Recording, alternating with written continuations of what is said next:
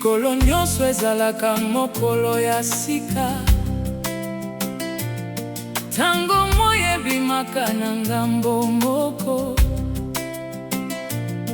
mpe ekiti na ngambo mosusu elandaka momeseno moko na bumeli ya bambula. Kasi mokolo na mokolo ekomaka ya sika mikolo nyonso. Mokolo ya sika oyo esengeli kosepela.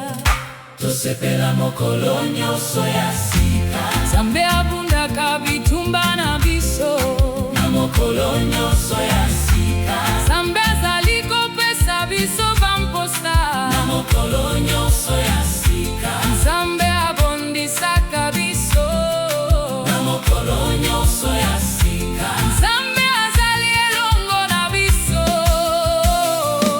Mokolo nyonso ya sika ezalaka ndenge moko te. Lobi ezalaki na mikakatano na yango moko. Lobi ezalaki na bafete na yango moko. Na makambo nyonso wana Nzambe azalaki mpe azali mpe akozala na bokonzi. Tosepela mokolo nyonso ya sika. Nzambe abundaka bitumba na biso na mokolo nyonso ya sika. Nzambe azali kopesa biso bamposa na mokolo nyonso ya sika. Nzambe abondisaka biso na mokolo nyonso ya sika. Nzambe azali elongo na biso.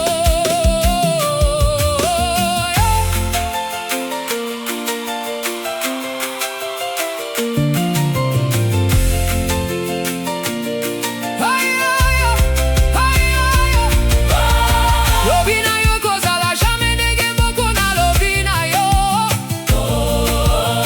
Lobi na yo eteyaki yo mateya.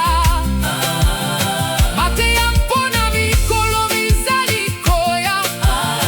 Lobi na yo ekundami kosambela yango te. Sepela mpe pesa mokolo ya sika na motu ya mingi. Tosepela mokolo nyonso ya sika. Nzambe abundaka bitu